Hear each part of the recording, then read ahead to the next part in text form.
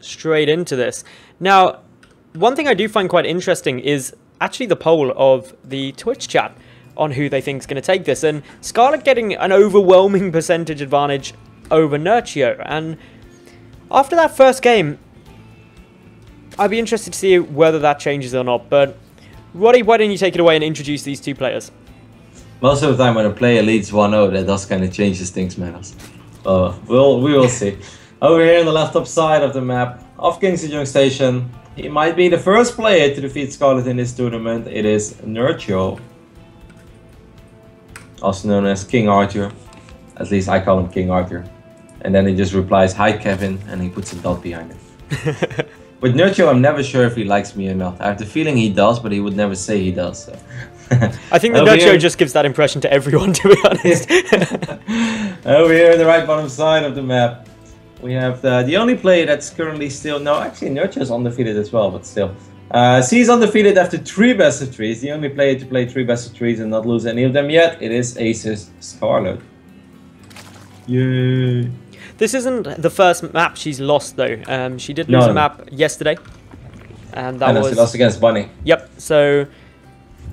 She has been defeated before, but not in a series. So if Nerchio wins this 2-0, that'd actually be, for me at least, I think quite an upset in terms of how this series has gone. But of course, we have very little to base it on from these two being up against each other because, obviously, according to Aligulac, they haven't played since 2012 in a casted event. So yeah, I'm sure they've played a lot on ladder because both Scarlett and Nerchio are 2 players that, for instance, in the tournament at Home Story Cup, as soon as the tournament is over, you know, you have the Deshis, the Blinks, the Muslims who like to go out and have a beer, and you know, most of the time I'm hanging with those guys too. But then you have Scarlett and Nerchio, and even though, you know, they hang around for a little bit, after that they just go to ladder, and I've seen them ladder all night long. Like I once sat in the same room as Scarlett during a Home Story Cup, and both of us there, we were just playing. Like I thought I was hardcore that night because I was really in a playing mood, and I played till like 7 AM, but next to me was Scarlett just playing till 7 AM, winning all of her games while I'm like going 50-50 and stuff. So I'm sure they played a lot against each other. She was playing on career ladder as well.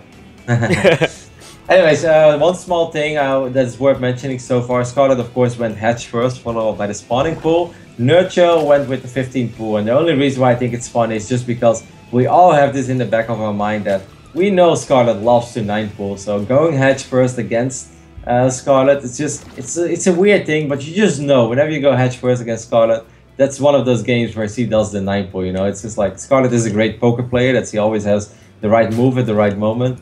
That's why I think it's kind of funny that Nerchio didn't dare to do it, but he didn't have anything to worry about this time. But you'll see the next time he goes hatch first, he will get 9 pools.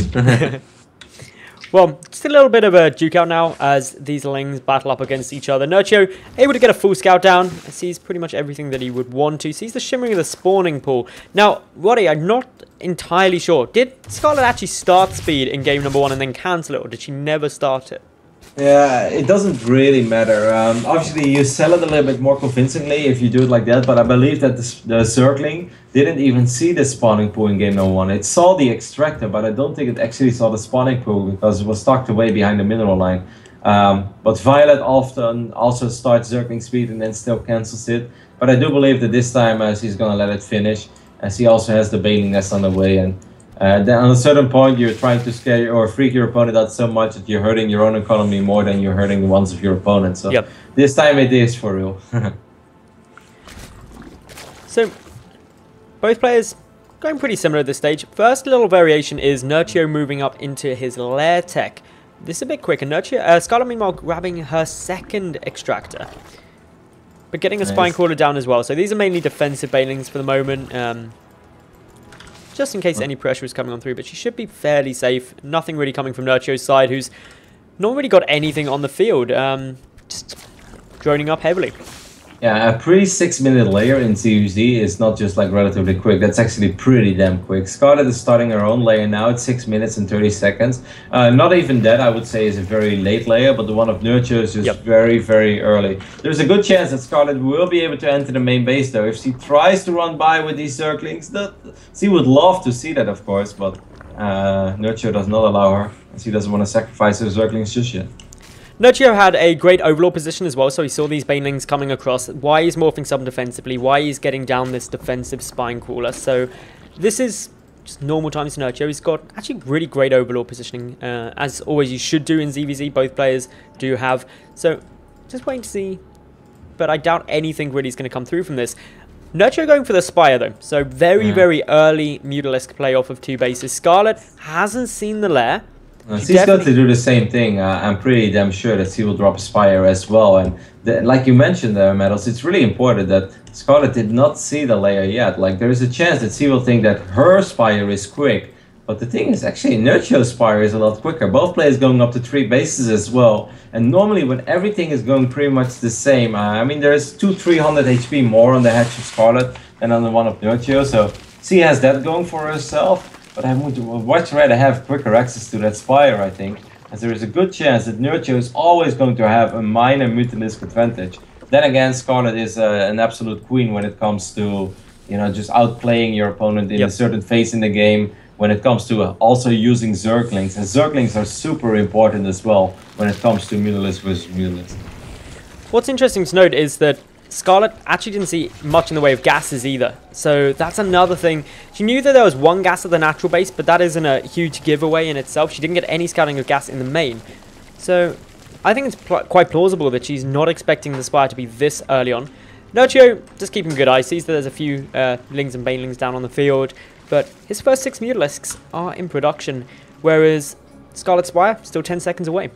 Yeah, let's not forget that he immediately starts +1 carapace as well for the flyer units. And that's really important because there is a chance that he will be able to find a window of opportunity where he can fight with that upgrade. And Scarlett doesn't have that upgrade yet. Yep. I'm very curious to see if he reviews the Mutalisk immediately, which I do assume he will, just because you want to find as many... Okay, he actually kind of did that already. Because you want to find as many Overlords as possible. And I think that Scarlett will be a tiny bit surprised. He will be like, oh, okay, so you have your Mutalisk out before me. Interesting.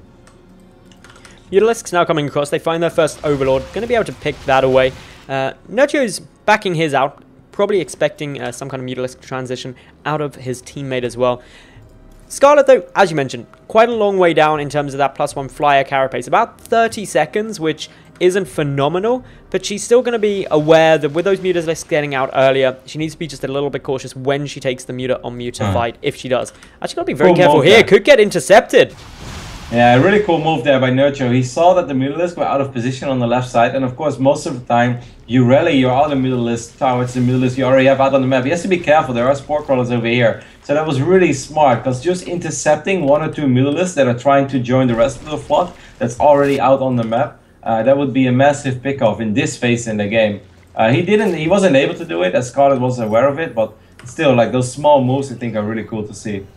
That was very smart thinking of Nerchio.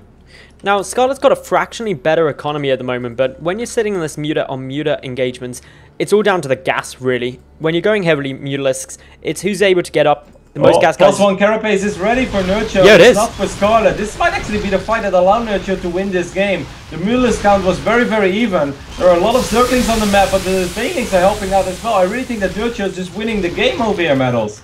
He very well could be. Only 5 Mutalisks down on the field for Scarlett. Nerchio had units on the ground as well, which means not only did he have the carapace upgrade advantage, he also had units on the ground to soak up some of those bouncing glaives. More Mutalisks for Scarlett are getting taken out. 16 to 8 Mutas. This could be game right here. Yeah, but he's picking up a lot of the Mutalisk off Scarlett. Is Scarlett finally going to lose her first series in this tournament? There are Queens helping out as well, so Nerchio, you could say he's playing with fire, but maybe it doesn't really matter. Maybe he's resistant to fire because he has so many Mutalisks. Scarlett is going to try to transition. She will get her infestation pit down and drop 6-7 Spore Crawlers, and she realizes that, alright, I will never be able to catch up in the Muta count anymore.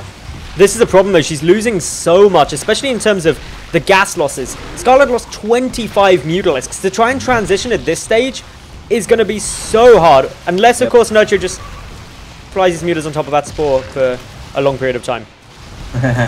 Picks up and picking up the extractor is actually kind of useful as well, because if Scarlett wants to make the transition into a bunch of infestors, and obviously she's going to be, oh, Nerchio miscontrolling Mutalisk once more, ends up losing 2 of them.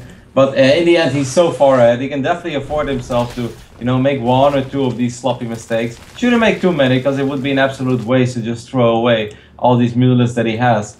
But, yeah, It's funny because we were theory crafting about it, and then often people probably at home think like, yeah, sure, like these 15 seconds of +1 carapace is going to make the difference in this game. Like, well, Metals, it did. It definitely did, and it wasn't just the carapace, it was the fact that he had units on the ground as well really will help him out, because it soaks up some of those bouncing glaive attacks, which will just further swing it in Nerchio's favor. But Nerchio now pushing forward, he's got a lot of banelings here. The Queen's doing everything they can to try and stop this. Big detonations though. The static defense getting taken out, and Nerchio just solidifying his lead, making sure that he stays in good control. There are a couple of infestors out now for Scarlett, which could do some good if they manage to get a good fungal, but the last one's missing. Bailing's actually connecting with the majority of those infestors. Yep. Oh no, the Lings!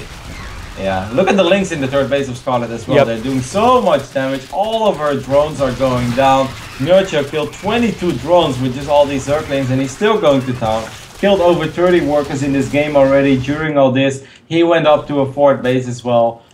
He's dropping his own Roach Warren and double evolution chamber. It's more like a just in case, you know.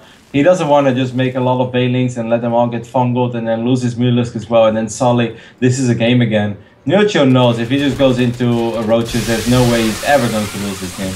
No, he's in such a solid position. His Ling's even able to pick off another infestor. Good fungal growth actually though. These spores are going to get a lot of damage down. The chain fungling is going to help, but Nerchio's got so many Mutalisks, he's actually engaging those spores directly. Loses quite a few, but there's the GG. And with a 2-0 victory, Nerchio is going to take the first series of Scarlett of this tournament.